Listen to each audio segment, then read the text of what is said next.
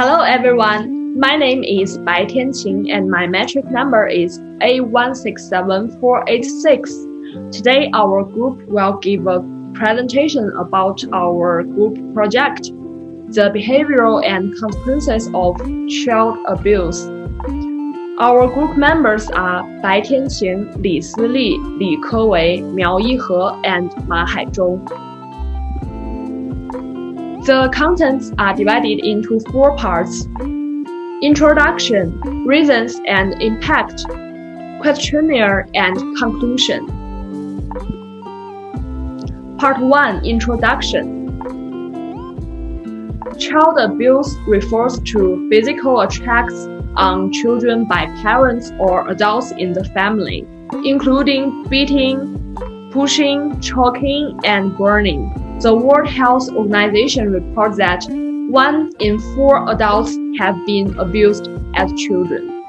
Children abuse is a quite crime. Its physical harm is usually not serious, but the psychological and spiritual harm is very serious, especially the negative impact on the growth of children is huge and long-term.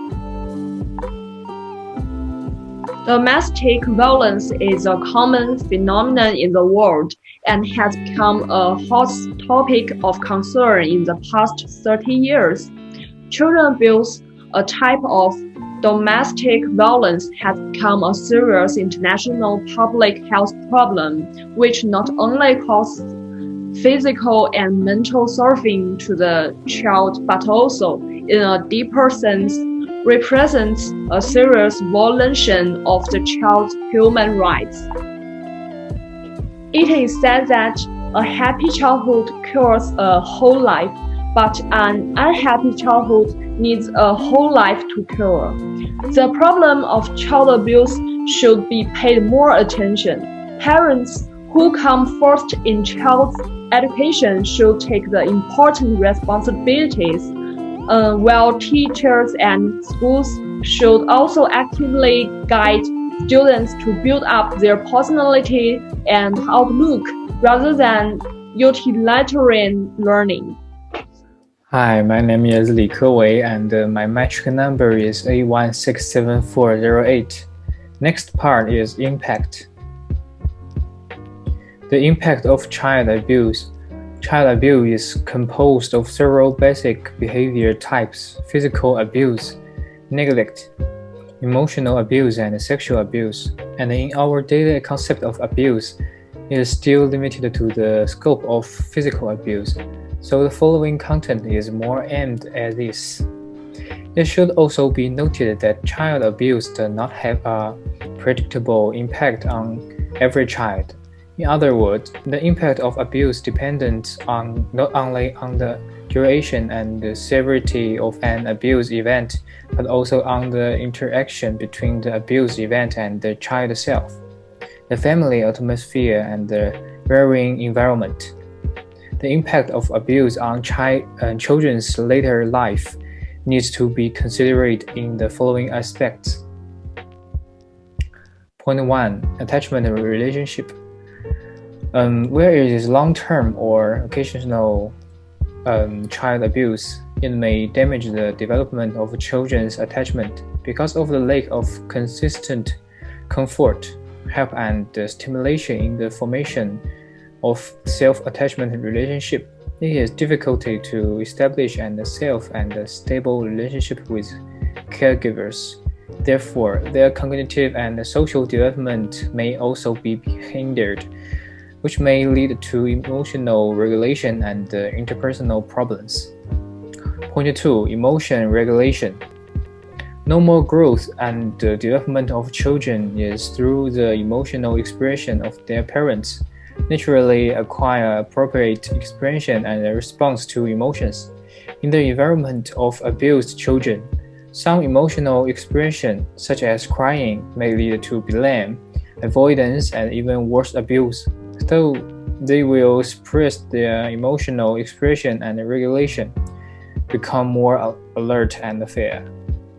At the same time, it's very difficult for them to understand, distinguish, and adjust their internal state. It is difficult for abused children to control their own emotions and feel anxious, depressed, confused, and helpless. Emotional expression will be too strong. It is difficult to use appropriate, flexible way to express their emotions. The lack of cognitive ability to control emotions proceed by peers. The difficulty in communicating their emotions with others and identifying others' emotions are also the causes of communication difficulties. Hello, Assalamu alaikum. My name is Ma Haizhong and my metric number is A167197. So I will continue. Third one is self-concept. If a child internalizes a belief, I am loved and worthy of love, it will become his basic belief in himself and others. And this idea will also affect children's sense of belonging. For abused children, due to the lack of healthy parenting guidance, they often lack some core positive beliefs about themselves, others, and the environment. When their inner feeling is "I'm not good enough to be loved," they will have shame, remorse, and even anger. They will also have negative thoughts about themselves and others, which further destroys their ability to regulate their emotions. Last one is social adaptation. When interacting with their peers, abused children lack social sensitivity to other people's pain and situation and are less likely to recognize or respond to other people's pain. Instead of caring, they will react with fear, anger, and even aggression. At the same time, they also tend to use aggressive behavior to solve peer conflict or avoid communication with peers. This also makes them unpopular in social groups, and subjective over-vigilance coupled with the lack of social skills will make them rejected by their peers. Thank you. Hi, I'm Lisili. My metric number is A171200. So now I will explain our questionnaire for all of you. We collected a total 278 responses. 152 are female and 126 are male.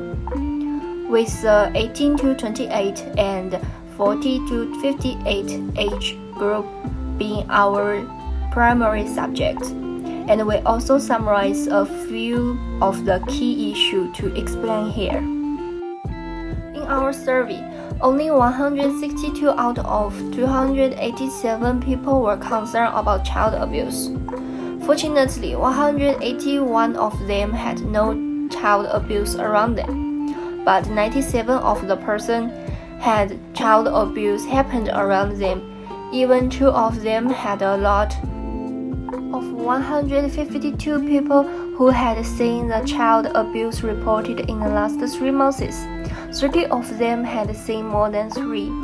And in the next question, we can see that the most common cases of child abuse are hating and pitching, followed by emotion neglect.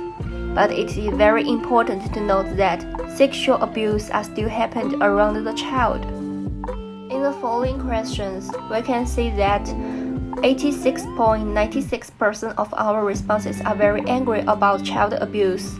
But in the 8th questions, we are very shocked about that. The group that abused children the most were their parents and also their school teachers. In the 9th questions, we conclude that 81.65% of them will choose to call the police when they encounter child abuse. 48.92% of them will try to dissuade the abuser.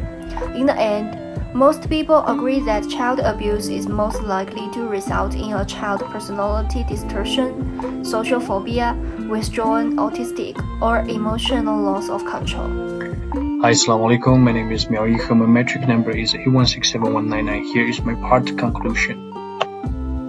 Child abuse and neglect can have a wide range of adverse consequences for children and adolescents. Studies have shown that certain types of abuse are more closely related to the certain adverse consequences than other types of abuse, such as link between physical abuse and violent or aggressive behavior. However, long-term and multiple forms of abuse increase the risk of greater damage and the more serious consequences for children and young people.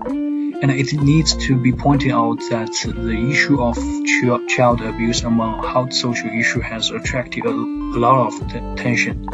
However, we need to realize that children abuse is more likely to occur in the family where the child grows up. The abuser is a child's caregiver, the parent, and the child abuse is not only physical but also mentally and spiritually affected. Emotion abuse is no less than physical experience. The pain of the body will soon heal, but the broken heart will take a long time to repair. So we should also call for protection and prevention of child abuse. Effective prevention strategy focus on modifying policy and adopting practice and social norms to create safe, stable, and beneficial relationships and environments, give these children a sense of security, and provide appropriate physiology treatment. Thank you. Thank you for watching.